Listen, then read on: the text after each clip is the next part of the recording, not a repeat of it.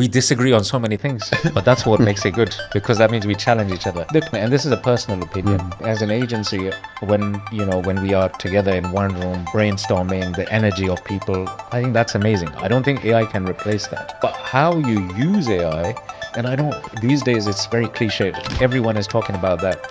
How are you going to use AI? How are you going to do this? It's about the prompts. And even AI, ChatGPT is hiring a content guy and paying him $500,000. I don't know if you saw that. Yeah. Okay.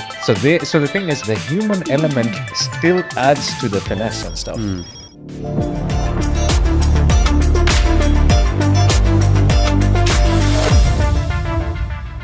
Assalamu alaikum. Hey guys, welcome to another episode of Brew Bytes with me, Nadeem Ibrahim. Today I'm joined by two guests, and I swear I think they're going to leave a sting if you're in the media or creative industries, respectively, or frankly, just anything related to media. These two guys have been in Dubai for many years, and I've got to know them as some of my closest friends in Dubai, and also acquaintances within the media industry itself.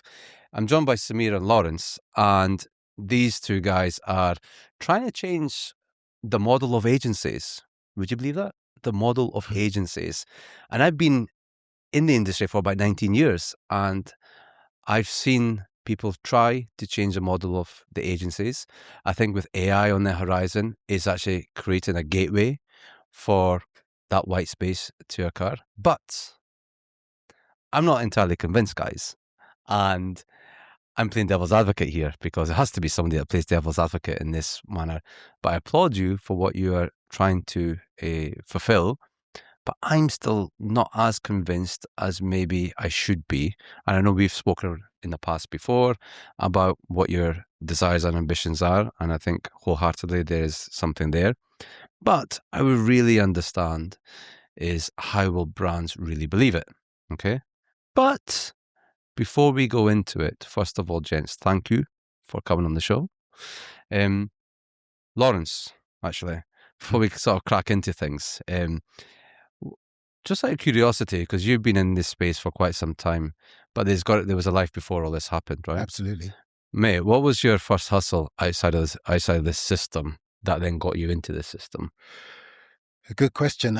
My first hustle was actually in the business, really. So I've been in media, new media, since its kind of inception in the UK. Okay. So I've been involved in the internet business ever since the dot-com boom back in 99. So I used to work in classified media. So I sold advertising in classified newspapers. Back pages, center pages, front page, middle page. So I used to work for an organization. Not the front page. Yeah, I worked for an organization. I was going to say that. That was his specialty. Inside cover, actually. But I worked for Loot back in the day. Okay. Right. So Loot Publications was a classified newspaper, people. Back in the day, people used to look for ads in the newspapers. And when they actually launched their online publication, I was one of the first digital media online advertising sales guys at Loot. Okay. So I started my digital media sales career there. And then I moved from there to Thomson Directories, which was the traditional directories, and they started their online space. And they launched a subsidiary called InfoSpace that was actually set up by Naveen Jain, one of the pioneers of network advertising back in the day. So I've been involved since then, and I've moved from the tech advertising side. I worked for DoubleClick. I've worked for, affiliate marketing networks and, various things. And in doing so, I got the opportunity to start my own business. I identified the fact that there was a gap in the industry back then for digital media services to be provided for SME businesses.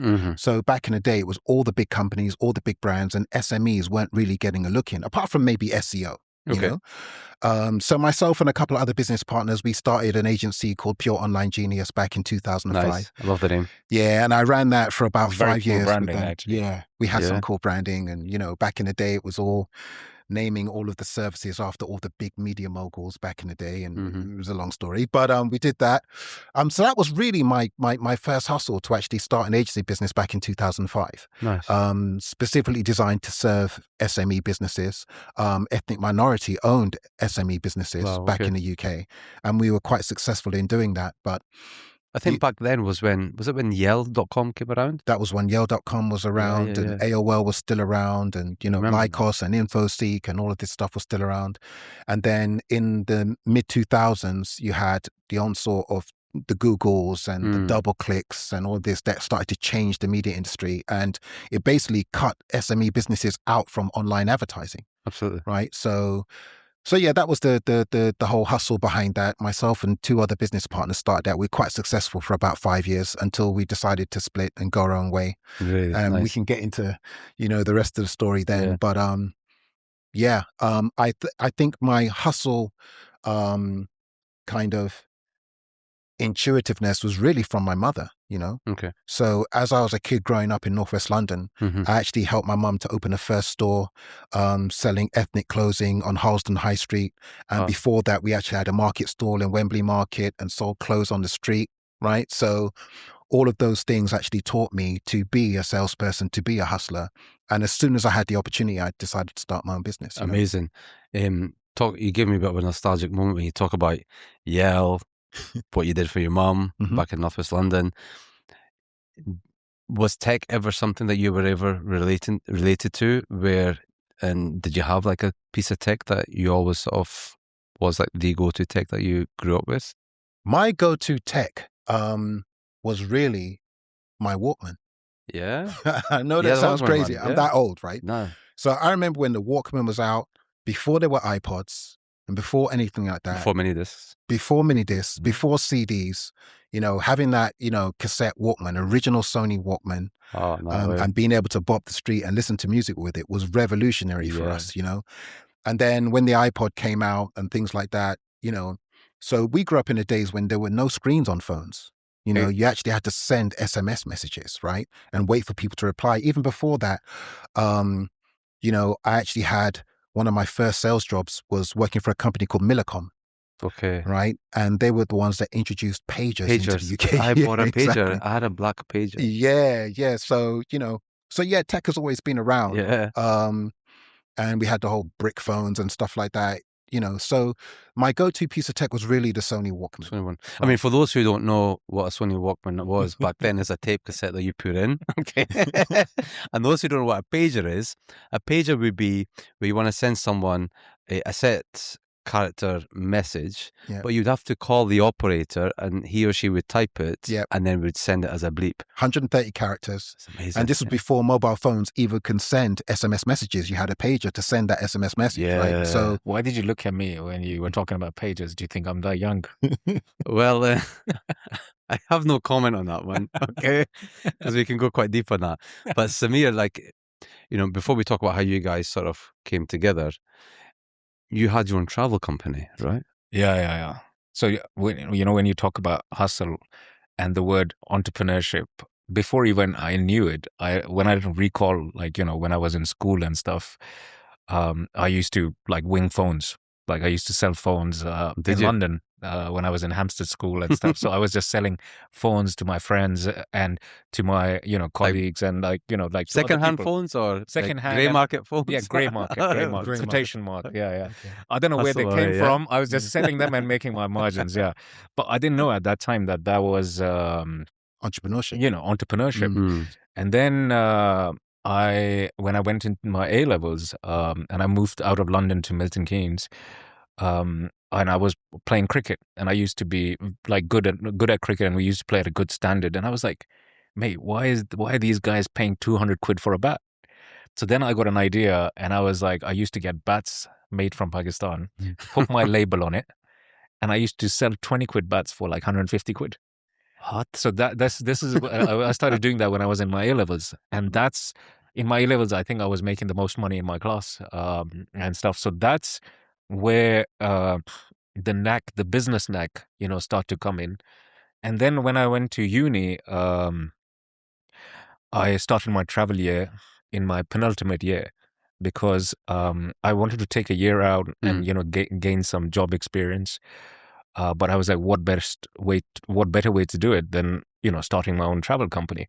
So in Milton Keynes, there was for the Middle Eastern, South Asian markets, there wasn't any service-based travel agents. If they wanted some tickets, holidays and stuff, they needed to approach people in either London or Birmingham and, that kind of stuff. So we end up opening a travel business. And in the first year, I turned over 200,000 quid. Wow. And I was like, wow. And, the thing is, at that time I was in uni and I was, turning over that kind of business. I didn't understand the difference between revenue and profit because back then, I didn't know what the difference was. So then I learned that revenue is vanity and profit is sanity. But anyway, I made a lot of contacts and, that's where my business journey through, when I look back from SI Sportswear to cricket bats and this travel, then from that was also called Explore Travels. And then that made, the name carried on when I founded Explore. And that's where, when you guys I have met come in Lawrence and stuff. Yeah. I mean, clearly, kudos. You guys have got entrepreneurship right up your sleeve, right? Both of you in your own ways. Coming from different journeys that you've now come together. And to me, you've been quite vocal recently. I saw an article that you wrote in Campaign Mina about you were very bold about it. The agency model has broken. What pushed you to that point for you to say that? Because you have been in this market specifically for quite some time. Yeah. This market, let's not forget, is very different and atypical from any other market outside there, right? Yeah. And this market does things quite differently. And the agency model here is a little bit different from what we see in the UK, and the West, Europe. Yeah. Exactly. So what pushed you to say that? Because it's quite a statement to make because it transcends into this region as well as other markets. Yeah, no, that's a very interesting question. And it's got a very interesting background I'm story. Intrigued.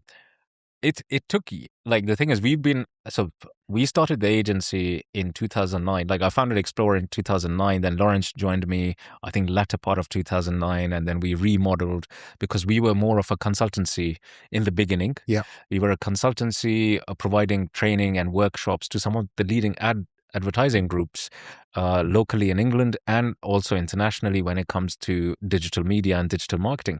So we were a consultancy. Then when Lawrence joined in, as a like chief strategist and like a partner in the business, then we remodeled and turned the agency into like consultancy into a full service agency. Okay.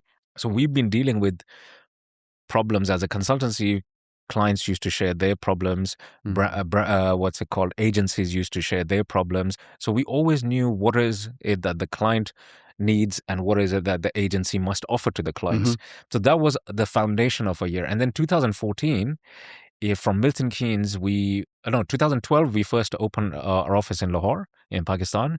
Then 2014, we did a JV in Saudi. And in Saudi, we were one of the first agency offering digital, social media and digital. Back then, 2014, if you look back, there were hardly any agencies. Yeah. The main holdco, agencies and companies were there, but they weren't offering these services. So we were one of the first ones, and it was very difficult to sell social media to our clients there and digital media campaigns because like in this part of the world, they're like, I want to see my ad on the billboard. Exactly. Because that's the kind of mindset you have. I want to see my ad on a front page of a magazine. Sure. So the thing is, to sell that, it took us a while, but we did some really cool work. So that was the beginning. And then 2015, we made our base in Dubai and stuff. So now, since that, journey and stuff, so what happened is that since 2014 to let's say 21, 22, we were, some of the biggest brands, you call it the automotive brands, French automotive, Japanese, they were our clients, banks, our clients, some of the biggest fintech companies in Saudi were our clients. So, we had the experience of working with those. But then after COVID, something very interesting happened. We took a battering. Okay. As an agency. So when we took a battering, this is why even in my article I mentioned that, like at times, agencies also need to reflect and stay still, because if you're not still, you're not going to get ideas and stuff. And if you're not going to reflect, you're not going to be able to identify the challenges you're going through. So then when we took a battering, we made some changes in the agency. We had to let go of some of the staff. And then something dawned upon us. Okay. You know, like the cliched light bulb moment. Yeah. I was in my Yeah. I was in my apartment and I called him straight away. And his reaction, I'll tell you what his reaction was. And I was like, you know what? The agency model is broken. And it's not like that we didn't feel it when we were running we're still running the agency, but when, things were going well, we used to feel it. But because your bottom line at the end of the day, you were taking dividends out, your company was growing 100% year on year. Yeah. So it didn't really bother you. Yeah. But when. Are you saying this? Sorry to butt in here, okay? But are you saying this more, and Lawrence, keen to get your take on this, but are you saying this more about out of frustration the agency was broken at that time? Because it's been debatable for many years, right? And COVID did happen, changed a lot for especially small businesses, but also affected the bigger holdcos as well. In some ways, if you worked in travel and stuff, it definitely impacted them. But it's out of frustration that this comes, and I'm quite keen to also from you, Lawrence, is to understand, like, from a strategy perspective and creative, when did you actually think it broke? No, I'll give you the floor. Go for it. But I'll give you the floor. But I wanna. No, it wasn't to do with frustration. It was basically when that daunted on us, that agency model is very self-serving. That is where we was like, you know what? That's why it's broken. Yeah. It's not that the agencies have done some really cool work. Yeah. And they carry on doing cool work. But they are the people who are powering the agency business. Are they getting the bulk of the share? They're not. I get that. And that is where it daunted on us that, look, that the agency model is all about, X amount of offices, X amount of manpower. Yep. Yeah. But your EBITDA is around 14-12%. But arguably you have been operating the agency model, right? Yeah. Sure. And still do. So what tipped, Lawrence? So, look, ultimately, it's just like the nature of any business is dependent on society. Okay? When society changes, the nature of that business should change. When technology changes, the nature of the business should change. Not too long ago, before any of us were born, right? People were going around with horse and cart. The taxi business started in London, and people used to get into a taxi cab, which was drawn by a horse. Okay? And that transcended across into New York and the United States. But when they made the Model T Ford, you didn't need to have a horse. You could now get a taxi cab. So all of the people that used to breed horses for the taxi business, what happened to them? Technology changes. And in that same way, we have to go back to what it was that actually founded the agency business in the first place, right? The agency business was born because post-World War in the West, right, we actually had to build an economy. This is when we started to have what they call a consumer economy. Before that, people used to grow stuff, people used to make stuff, people used to do stuff, people had skills, people did this. We created a consumer economy. Once you create a consumer economy, you have products that need to be sold. Once you do that, you need to be able to market those products. That's when we started to see all the original, I'm talking the campaigns that were the foundation of the business that we're in. And agencies were born because a brand and a company needed specialist skills. You needed creative. You needed a production house. You needed people that could strategize and understand the consumers and the markets, right? So this is the thing that was born. This is how the agency business was born. And as a result of that, companies and organizations could not acquire all of these skills, right? So they outsourced it. They outsourced it to that partner, that foundation partner that could be there and be accountable and create all of these amazing campaigns, okay? Fast forward 65, 70 years, right? The internet comes, and now we're in the age of AI, where technology has said, well, a lot of that knowledge is now available at the touch of your hand. So the retainer that I used to pay the agency to be able to be that repository of that knowledge and the repository of those skills, is that retainer really that valuable now? When me as a brand, the thing I used to pay you for, I now have access to, right? Now, Is it that I need to learn the skills to use that technology, or do I still have to pay the agency to be able to use that technology on my behalf? This is the transition that we're going through right now. So it's not so much that agencies are no longer valuable.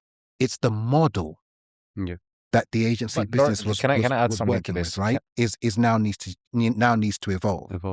Can Right. I add something to this, Lawrence? Now, the thing is, now, when we came up with this platform, the idea of how we want to change the business model, this was before AI was even big. Right. Okay. Because our main point was, and it was based on, like simple maths. Yeah. The simple maths is like, are we as agencies delivering and powering the people who are delivering the business, Right. or are we just lining up our pockets? Yeah. Look, I'm on the fence in some ways, and you've spoken to me before about what you have forthcoming, and I think it's exciting. You just go look at when Uber came to really sort of re-energize transportation, and then you've got other forms of tech that in their own respective areas have re-transformed what it means for that sector.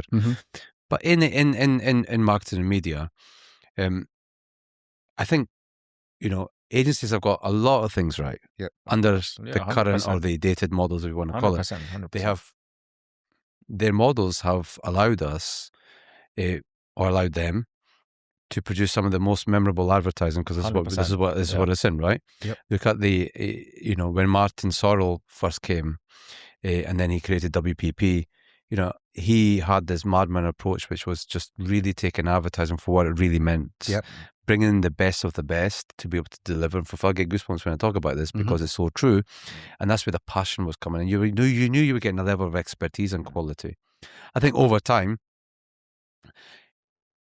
brands have demanded a lot more from their agencies. Yep. We live in an era where we have to be so agile with what the consumers want. The consumer now is at the heart of the advertising, whereas before, Mad Men days, it was more about we'll give the consumer what they need to know, and we'll give consumer what we want them to believe, and we'll give consumers how we want them to buy a certain product, right? Create a sense of demand and things. Now it's completely changed. It's pivoted the other way around. So I think they've got a lot of it right, and they can convince me otherwise. But having said that, before we go in and dig deeper into sort of an open Pandora's box, right? AI in itself can also jeopardize quality and craftsmanship when you see that ad that's got grit and passion. And I had a debate here once with Osama Sadiq from Line Creative Agency, and we were talking about when you bring AI into the mix, given prompts and things, that for me feels so different from when you have a director who has spent hours and hours or days and days to script out something for a client, and when he voices it, you can sense the passion, the feel, the authenticity that 100%. comes out, right? AI replaces that, and some are on the fence say AI will still do a better job because it's just buying him time, giving him more time to be able to do these things. But I think if you go down the route of where AI becomes so cloud-based and then talent becomes cloud-based, then you're going to lose that finesse. Do you guys not agree with that? No, I definitely no. I to some extent I do agree. To some extent, To but some extent, solidly no. No, because I'll give you my reason for it. See, the thing is, this is another thing. We disagree on so many things, but that's what makes it good, because that means we challenge each other.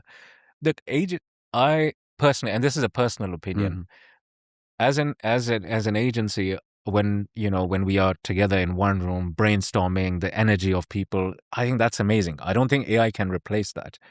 But how you use AI, and these days it's very cliched. Everyone is talking about that. How are you going to use AI? How are you going to do this? It's about the prompts. And even AI, ChatGPT is hiring a content guy and paying him $500,000. I don't know if you saw that. Yeah. Okay. So the thing is, the human element still adds to the finesse and stuff. But how you use it to get to that, at a certain level, and how you work with it, I think that's what's going to make a difference. I don't think you can eradicate the human element or aspect of it, but I think you can make more of an impact if you use it well. That's what I think. I don't know what your disagreement I agree was. with that, and I don't disagree with any of that. So all of this is about degrees of nuance, right? So again, let's just rewind a little bit before the last, 24 months, since AI Before has really anything, had this yeah, whole before impact, this was right? that big, yeah. And what Samir was referring to is when we speak about the agency model, we looked at ourselves internally and said, listen, how are we treating our people? Yep. Right? And are we in this agency model really giving the people that actually do a lot of that work the value that they deserve? Right. So now let's think about the creator economy that we're sitting in right now. And then you have the creative economy. Okay. Now, a lot of the top creatives in the agency business have left. Right? Why? Because they know that by themselves, they can be more empowering into the industry. They can be, all the shackles are off. I can be a consultant. I can create, I can do strategize as a consultant. I can really create some amazing campaigns and work outside of an agency. Okay. And a lot of the other agencies now are hiring outsourcing strategy. They're outsourcing creative to these very same creatives that used to work in the agency. Okay. Right. And the reason why is because they are now being, getting paid what they're worth, if you like, right? On a monetary sense. And also they're released from the shackles of the agency confines, right? Because a lot of agencies are siloed and they do work in a particular manner. Okay. The produce, the output is from a certain, you go to one agency, you know what kind of style you're going to get. Yep. You go to another agency, It's you the know the style. culture and It's all the that. culture of Yep. the agency, right? And sometimes the brands buy into that culture. When agencies sell to brands, they sell the culture, right? They sell the mindset of the agency, the ethos of the agency, Yep. the way we see people, the way we see brands. That's what brands Is that not good though? No, it is Yeah, good. yeah, it's It is valuable, good. right? Yeah. And the point is that the agencies aren't going away, but the model, we're talking about the business model, the way it works, because the one thing that you cannot take away is The human element. So empathy. what do you have in an agency? You have account managers. What do the account managers do? The account managers are the bridge, the conduit between the brand, the client, and the agency team, right? Okay. And they're supposed to speak two languages. They're advocates. I advocate for the brand and I advocate for my team because I know, what resources we've got, the time frame we've got, what other brands or clients we're working on. I need to manage that whole thing. If it's going to be lunch, I'll do it that way. If it's going to be remembering someone's birthday, but also understanding a brand, account managers, right? And then from there, what do you have? You have strategists, right? And on some strategy, you've got planners and buyers, media buyers and stuff like that, right? You've got the production side and, so all of those things. So when you look at the technology, what is the technology really going to affect? Everybody gets affected to a certain extent. Creatives get affected. Strategy gets affected, all that type of stuff. So it's about how does the agency evolve itself so that we can take advantage of all this technology. And then do we pass that efficiency on to the client, or are we still trying to keep that efficiency so that our bottom line goes up? Do you know what I mean? There's some ethics involved in this, and the brands and the clients know it. They know if I'm paying you $10,000 a month as a retainer 5 years ago, is that $10,000 a month still worthwhile now? Well, no, I'm just saying from a brand's point of view. Okay, is it? What's the most then? So, what would you think is like the most obvious waste of money then? In the old setup that you're saying. The thing is, I think in terms of that, I think personally, and I was talking to Lawrence about this. I was like, look, we've done it. We've done it because we run an agency, and you learn from your mistakes. If you don't learn from your mistakes, you go to a pitch. You got 10 mans there, like 10 people pitching, and only 2 people are doing the talking. The 8 people there are just to show that, listen, we've got size, we've got, we've resourced, we can turn this around. And you feel like that, yeah? It's a fact. It is a fact. And also, like what Lawrence referred to, like, people leaving and stuff, the agencies and all that kind of stuff. I don't know if you studied this Adweek survey recently. Okay. In June 25. Enlighten me. And it said, and it's about the holdco companies. Okay. 68% of your employees are demotivated. That is an astonishing fact. Yeah. 68%. Why is that? Because they're overworked, underpaid, undervalued.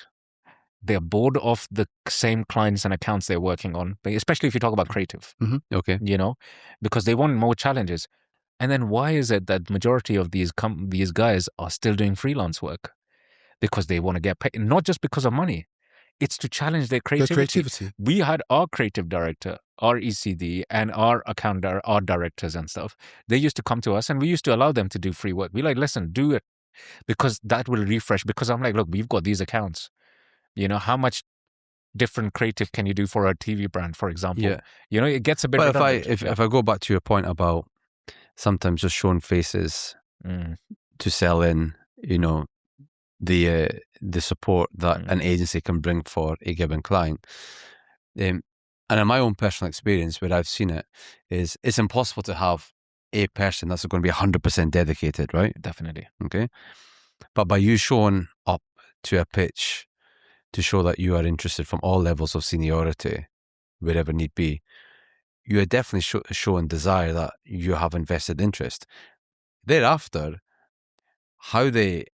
how much time they invest on the business, that's a different thing, because they are not the ones who are delivering and executing, right? Because later on it goes on. But that relationship that they have on that level of seniority or leadership right? Yes and no. That's a very different way of looking at it. So my question was, what's been the most obvious waste of money in the old setup that you see? But I personally think, as I explained to you previously, like as I tried to get it across, maybe it didn't come. I personally think it's that we've got too many people in an agency doing little work. Or doing, because the thing is, I think you need to detach yourself. No. I see. This is so controversial, because I see people work, especially in this region as well. I see people who are maxed out. No, there are some maxed out, but then this is where the inefficiencies are there as well, right? Because you've taken, and again, it's not one factor. Like if you say like, okay, this is just because the agency have got too many people. No, sometimes it's also another thing is that you promising why they're maxed out is because you are telling one client that this is the team for you, but whereas you're using the same team for another client. Yep. So that is also a challenge and stuff. So it's a combination of both the factors. The brands want to go with the agency because, you know what? I like the creative director. I like this guy. 2 months after the creative director leaves, if the brand signed up for the creative director, what do? They have a 12 months agreement, 3-month clause, leaving clause, X amount of stuff, but they signed because of the creative director. Let's look at it another way then, Samir and Lawrence. Like, Upwork recently, I'm just reading here actually, they're projecting like the freelance economy is going to be like a $500 billion industry by 2030. Almost the same size as the agency media business. Absolutely, right? But let's not blame agencies for a sec. I don't know, like, are agencies to blame, or is it because brands have just are comfortable with this model and keep buying into the model and not challenging the model? It's a really good question. So now let's just go back. Let's stay around this whole thing that we were speaking about the people. Okay. I remember, I'm a little bit detached from it now, but I remember there was a time that as let's use this term, boutique agency, you could not work for a big brand. You had to be subcontracted by one of the major agencies. Why? Because what the brands would say is, we're not going to hire an agency unless they have 30 people and they've got billings of $5 million a year and you're resourced to $5 million. In other words, the brands would use the agencies to buy media on credit for the brand. Literally, what's happening is that the agency is buying media on behalf of the brand, hoping to get paid, right? And that created a glass ceiling for new agencies coming up, new skills and new technology that was coming into the space. And as an agency back in the day, we could not even win business with a Fortune 500 business simply because we didn't have the people. So what happens is that when you do start to get success and you grow as an agency, the first thing you do is hire more people. Yep. Why? Because you can win business that way. So when you go to a pitch, yes, you need to take these people because you just know that unless you can say, we've got, 5 dedicated, you're going to have 3 account managers dedicated to your brand. You're going to have 2 creatives dedicated to your brand. You won't get the business. So a lot of the time, it's just resource which is acquired just to win business, also, right? In addition to that, Lawrence, I think one point which I missed, and I think that is the key point, especially for us. And I've mentioned this like during this discussion as well, that we just think the people who are powering the agency's business, they're not getting enough value. Yeah, It's that is it. Because the thing is, you can win $1 million campaign or $1 million branding project.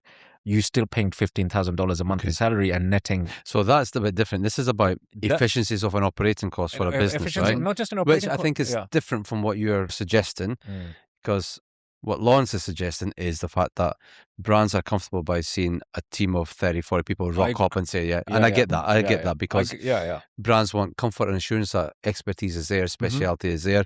And to your point at the beginning was we're at this transition of AI right now, right? We're in like this sort of what's the word? But we're in the middle, right? We don't know where it's going to happen. Where it's going to happen, right? To be honest, But I think I want to stem away from your point there about because efficiency is one thing. AI is there to create efficiencies in this era right now.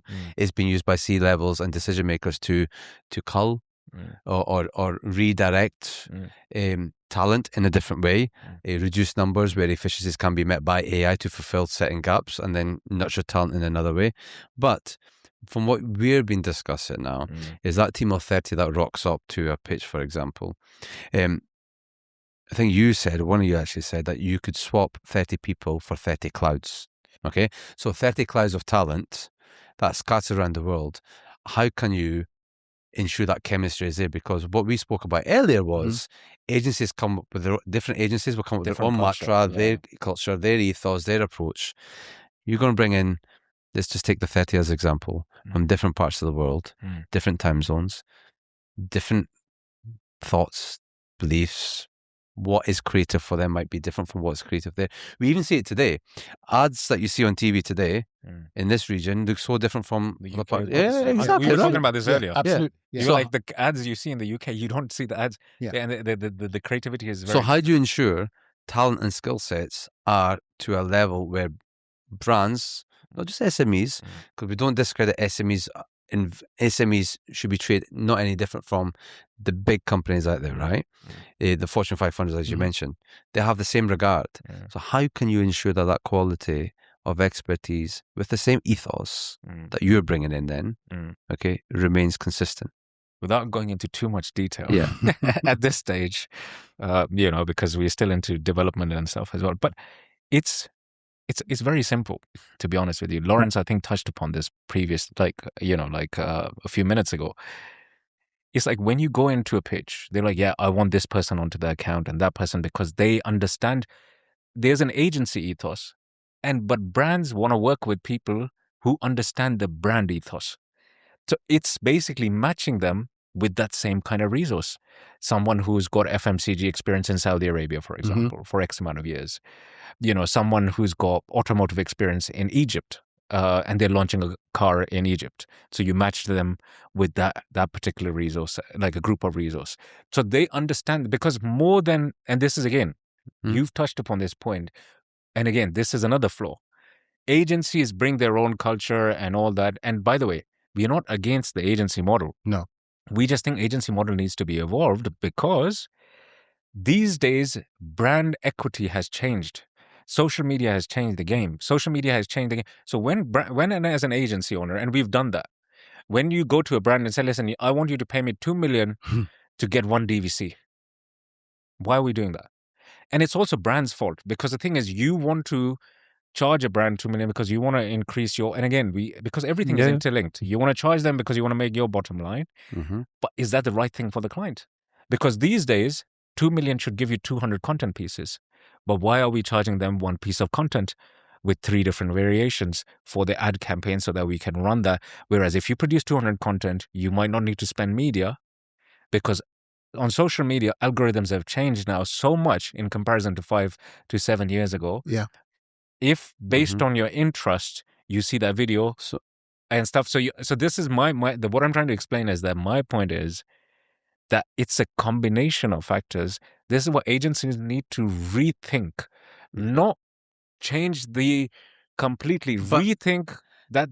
How are we going to charge the client? Are we going to charge them based on, like a manpower? Are we going to charge them based on outcome? What is it like? These are the things, because that give more value to. But guys, if you look at other areas like Upwork and Fiverr, okay, look at the agency as it are, okay. it's a perception thing I'm about to say here, but if I'm being a bit honest, like I know where you're going with this. are we just if you slash costs, you get cheaper output. Mm. Are you going to give better value for client? How can you ensure you give them better value? But that's really not true. Okay. So it depends which costs you cut. Yeah. Right. So if you Like you don't need an office space. Right. Quite possible. So if that's a huge cost. Of course. Right. So as a business, right, it's not just the office space. When you hire people, what do you have to do? You've got to pay their healthcare. You've got to pay their all of the niceties and the this and the that, and all of that does add to the culture. But you mentioned something like Upwork, and you mentioned something like Fiverr. Compared to agency business, what is it? They're not agencies, right? The piece that they're missing is the connection. They're a marketplace. What they're missing is the connection, right? Yeah. So a brand is buying into the connection. So, okay. So for example, in agencies, a lot of the time, some of the people who have the least value are the most important people, right? Mm-hmm. So an account manager, for example, an account exec, right? They're not very high up the totem pole, but how are they not the most important people? Because they are the client. They're representing the client. They're the ones that have to translate that client's need and desire and want on a day-to-day, hour by hour, minute by minute basis to the rest of the team, right? So what is it that I'm trying to say? What I'm trying to say is it's the skill in identifying who are the truly valuable pieces. Okay. Making sure that they kind of remain, and the pieces that can be fluid, you then bring in the most valuable piece of the. So as Sammy was saying, if I am launching an oud brand, okay, in the Middle East, the creative and the strategist. Do I want a guy that worked on Mars? And just to say that just because he worked on Joop or Fendi or Yves Saint Laurent in France, is he going to be the right person to launch, an oud brand in the Middle East? Probably not. Mm-hmm. But this creative and strategist that worked with Arabian oud, okay, for example, this is going to be the best person. Okay. So what do I want as a brand? Do I want to hire the agency that worked with Yves Saint Laurent? Or do I want that specialist that understands the oud in the Middle East market? So you're going to have to break through a lot of taboos, right? As how we see it. There was a stat by PwC, I'm going to read it word for word, that 62% of CMOs say they feel agencies are too expensive for the value that's being delivered. And it's kind of what you guys are saying. But if I'm a CMO, why should I take the risk of your model instead of just, remaining with the network agency models that are out there? First of all, you don't know what a model is. Okay, no. Approach. That's a very good answer. Approach. Yeah. That's a very good answer. Yeah, because I like that. the thing is, that's a very good answer. Yeah. And again, there's a lot of questions you've asked because I think we haven't completely gone into detail what our model is. I get that. Yeah. And at the moment, it's difficult to diverge into that information, completely. All what we are saying is why wouldn't a CMO, and I'll counter this, why wouldn't a CMO, want to work with this new model if the CMO gets, a dedicated team which is just working solely on that project? Truly. Yeah. Truly, no thing. There's complete transparency whereby they know that what rebates we're getting so that they can be passed back on to the clients. In terms of that. So it's not just about, being cheap in quotation marks. No, it's about the value you're offering, and you're giving them the best creative who want to work, because all the people who are working on it, they're not freelancers, they're partners. True. They are partners in the business. To make them partners, right? They've got skin in the game. And stuff. And this is where, and these days there's a study that people want to live a nomadic lifestyle. We're giving them the platform to do so. Yeah. And you asked a question earlier, like they're scattered everywhere. How did COVID work? COVID had some of the best creative campaigns because you allowed people to be comfortable. You allowed people to, work from, wherever they want to work as long as they deliver the work.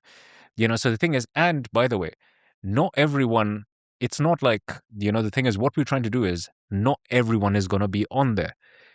There's going to be a selection criteria and all that. So why wouldn't CMOs want to work with the top brass who has delivered top kind of work previously in their roles and stuff, and they've got a vested interest because they got skin in the game. Yeah. So if you think of AI, what AI has done for some of the big tech companies, the Googles, the Metas, the Amazons, X, where AI has sort of come in and they've had to sort of restructure, reorg themselves out, and they continue to do so time and time and time again, because investment is going into AI and its capabilities. And just got to think back, just not even 18 months ago, we were saying, is AI going to take our jobs? And I would sit here and say, no, it's not going to take your job. But now you're like, you've got enough. damn. But now I'm thinking, actually, AI is taking jobs, but it's creating new skill sets to be required elsewhere. Yeah. Okay.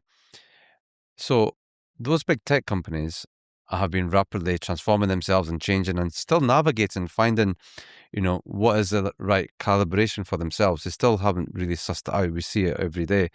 But what's it to say that, and again, I applaud for your approach and your vision and what you've got in mind and stuff. And obviously we can't go into too much detail about it, but what's it to say that an agency won't wake up to think that, we need to change stuff?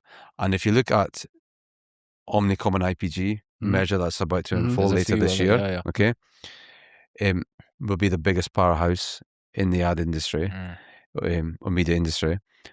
They themselves inward will be thinking, I need to change things up. Okay, yeah, with any merger comes, a big structure change, and often that, means there's efficiencies that have to happen. But in the world of era, then, in a world of AI, they might be thinking, okay, maybe we can create a sub-brand, sub-agency that can take an approach that's a bit like a Fiverr and Upwork, where you can tap into the skills that you want for a brand, for SME brands or whatnot. But if an agency was to sort of speed up their process, how would you be able to cope on that front? I've got one very simple answer for Okay, that. he's been waiting. My answer is that whoever executes it better, good luck to them. And I've never understood one thing, is that why do people, competition is good. That actually validates that, where the market is going. And to be honest with you, I'm very pro agency. Yep. We've been an agency, despite you being suggesting otherwise. I hope I'm not painting a picture that you're anti-agency. But the thing is, we are very pro-agency. We just want agencies to give back to the people who are powering it. Yep. And, tell the clients not what they want to hear, what is right for the clients. Because we are notoriously known to self-serve ourselves. So these are the few things. And whoever does it, good luck to them. It just actually helps us validate, get our message across that the model and stuff is changing. There was this, I saw this LinkedIn post of this creative director in one of the big holdco companies, and he left, and now he started up his some farming brand in Guildford. I didn't even know Guildford had farms. Maybe they do or not. But the thing is, and he's like, because again, the same thing, they're not being valued. So we're saying, let value the people who power it. An agency model needs to evolve down that road. That's all we're saying. And if someone else want to join us, we'll be like, yalla, come, let's do it together. Lawrence, if let's just imagine that the agencies fade out because of the whole model change. Okay, that's might happen, may not happen, but let's just say it did happen. Who's going to train and upskill the next generation? Lawrence would. Like seriously, because they come through programs, right? I know. And they learn and they get inspired and they see stuff. With AI and various other things that are coming in the place, it makes it very difficult for them to come into the industry. But they say the agencies did sort of fade out and sort of went their own separate ways and do their own things. Like, who would be training and nurturing these new talents? I think everything's going to evolve. Okay, and I think the form of education is also going to evolve. What do I mean by that? Right now, there are people that are truly saying that schools will not be the way they are anymore. Schools, colleges, education universities, systems, the whole education system is going to change. I mean, that's very back, right? It's not evolved at all. Right, exactly. Right? It's still the same, I think. It hasn't changed for literally... The only thing is you take your iPads in and that's it. Yeah. Although Ministry of Education here has now made it mandatory that AI becomes a subject. Exactly. Right? My point exactly. So, but if we just think about how things could possibly go, okay? And again, I'm going to go back to this same analogy. Let's go back to the horse and carriage and the taxis, okay? What happened was the guys that used to have the horse and carriage and the horses bought cars. And the guys that used to maintain the horses became mechanics, right? So yes, people lost their jobs, but whole new industries was created, right? Around, servicing the motor industry and so on and so on and so forth, right? Who knew that these guys could become mechanics? Who knew? Yeah. But they did, okay? Now, what does that mean? It means that right now we don't necessarily know who's going to train the new people, but we know they will be trained. And generally what happens is it's society that does it. So I had no formal marketing, advertising, training. Okay. If Right. he has my story, when I trained those guys, Right? I wasn't formally trained, right? I trained myself, and only later in my career, I went back and did, like post-education and stuff, just to have some credentials, right? And there are many people in the industry that were like that originally. We learned from understanding what our family needed, understanding, what our society needed, seeing the gaps in our own family, in our culture, and things like that. There were people in society that were underserviced by products, and it was the visionaries that came up with these new products for them, right? And the new way of advertising to them. And I just think that when you're I think we're in a zeitgeist right now. And when you're at the cutting edge, you don't even see what you're cutting through sometimes. You don't see the bread, you don't see the butter, okay? So I'm not saying that to avoid the answer. What I'm saying is that maybe we don't have the answer. Yeah, that we don't have the answer. But what we do know is that the people that would need to be trained won't be trained in what we do. Of course. Yeah, that's my point, right? In the sense that that's what I was saying about the horse right? and carriage. The people that need to be trained were mechanics. There were no mechanics before that. We didn't know they had to be mechanics. But right? we might struggle to understand it also. But we struggle to understand it. But we do know that the way people are being educated right now is not the same way they were 20 years ago, and it's not the same way they were 2 years ago, and it won't be the same way they are in 5 years, right? Yeah. So the education that they're going to need is going to be about the new ways of understanding humanity's interaction with products, services, and brands. Okay. We don't interact with them in the same way that we used to. Okay. Of course, yeah, we don't. Before, families used to sit around the TV and there was a big TV experience, whether it was Coronation Street or Crossroads, and we all watched the ads in between and we were all amazed by the messages. Now we all see the individual ads that we want to see based on our feeds, based on, what we consume, and it's arguable whether that's right or not. But my point is that the way we all consume content, advertising, messages is different. Okay. I literally do not see the same ads as you. No, of course we don't. The subject matter, the content, I don't see them in the same way, so the education and the training that's going to be needed is, I think things have come full circle. I think we're going to go back to the whole madman. So the thing about this madman character wasn't Draper. Yeah. Sick guy. Right. The thing about him is that he understood people. He was an example of that breed, of that person, that people buy people. People buy people, expertise, and they don't buy brands. Right? And I've been caught. Do you know what? In our business, right, in our agency, I don't speak to brands. Okay. If you're watching, listening, he will not speak to you. No, the thing is, let me tell you. No. I'll tell you why. There's a reason why. No, but the thing is, this is exactly how we do it. Yeah. We tell brands, you don't know what the hell you're talking about. You know what you're talking about. And the thing is, because we don't, and we don't want to work with brands who do not, expect us to be transparent. Right. Okay. And that's also another thing which is broken in the current agency model. And I think you know it. But we'll save that for another day. We'll save it another day. I can see the cards. Because we're almost finished. Unfortunately, and we can talk for hours, and I definitely will have you guys back on Brew Bytes to probably just when you've about to launch. I think so. And hopefully we'll be able to delve into things a bit more. Absolutely, and probably have a lot more controversy on our hands. Yeah. But before we finish, I'd like to have a bit of fun with you guys. Do it. I've got 2 cards. One of you will select one of these cards, and the other one will be have no choice but to have the other card. I'm going to select the card, and it's your choice. Under each card is a question or something. Don't be asking any personal questions. One of them has been vetted online and one okay. and one of them is By one of your written. subs? Yeah, and one of them is written by a guest from the past. Okay, interesting. So I don't even know roughly. Okay, but what I don't know actually what the question might be. So I'm just going to put both cards here. Oh, damn. I think it's only fair that one of you guys. All right, let me take this. So you're Okay. taking that. And I guess this You one's get this mine. one. Okay, so what's you got? ChatGPT. So you get what's been here. Okay. Lawrence, you want to read your question before we crack Samir? The question is, which sci-fi novel is most likely to manifest in reality? Oof, God. that's interesting.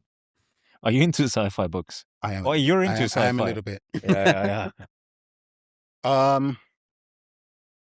Which sci-fi novel? I think a couple of them. Isaac Asimov Foundation. Okay. It's currently on TV right now. Amazing production on Apple TV. Okay. Foundation. But that's a good 20,000 years into the future. So let's go backwards. 2001: Space Odyssey. Okay. I think 2001: Space Odyssey is pretty much manifesting as we speak. Yeah. And I say so because are you familiar with this whole object that's entered our solar system? No. I think that deserves a podcast on its own. So I think we are now I'm moving glad this into question didn't come to me. I think we're moving into the next 4 or 5 years. Okay. I think the obvious manifestation of extraterrestrial life will be. Okay. It'll be interesting. My goodness. It will be okay. Interesting. You won't be able to deny it, and I think it will be one of the things that will move humanity forward in a really, really positive way. Okay. A lot of people are afraid of it because they, the whole thing with, spirituality and does God exist and all this type of stuff. But I think 2001: Space Odyssey, and I think man's connection with extraterrestrial life and interesting. the meaning of us. Habibi, what's this? Going into extraterrestrial life now. Oh my God. Okay. You asked the question. Sorry. Or someone asked that question. I think Matt asked the question. I'm glad I didn't get that. I would have said something really stupid. Yeah, well, we know about that. I'll keep that offline, okay? Right, Samir, you ready for this one? If AI wiped out agencies overnight, what's the one thing you'd actually miss? And what's the one thing you'd be happy to see buried forever? Okay. I hope none of my clients are watching this. But talking to clients on a daily basis, I'm not going to miss that. Okay. For, well, some of the clients, maybe I do. But that's one thing. And what was the other part? What's the one thing you'd be happy to see buried forever? Oh, that's the one thing. That's the buried part. What's the one thing you'd actually miss? I think coming up with, creative solutions to the problems. And it's so varied. I think our industry, by the way, it's the only industry which is not stagnant, because you can have an automotive, you have to learn about the automotive industry. Like we had to learn about automotive lubricant oil, like the viscosity, the thing, and that kind of stuff. So the thing is, until unless you learn about that, you can't really come up with concepts and ideas and all that. So that's one thing which I'll miss. Nice. And by the way, I'm a big advent of the fact that you cannot take the human element away from coming up with those kind of ideas and all that. So that coming up with concepts and you cracking those up and stuff. So that's something which I miss. Awesome, guys. Look, Samir, Lawrence, it's been amazing having you on the show. Thank you for having us. I mean, I think the questions that you raise are controversial, but need to be asked in the industry. And for you guys, I wish you all the best. Wish you all the luck in the world. And no doubt we'll have you back on to talk about how that unfolds.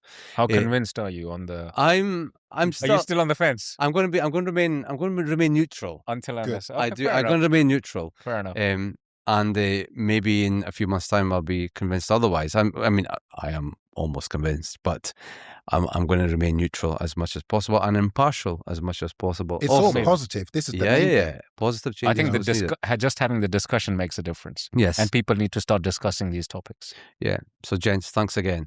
And guys, if you took something from this, which I imagine you have done so, if not, it's probably sparked a lot of questions in your mind, probably sparked a lot of questions to think, what am I going to do next if AI is going to change the model of how businesses in the agency world run today?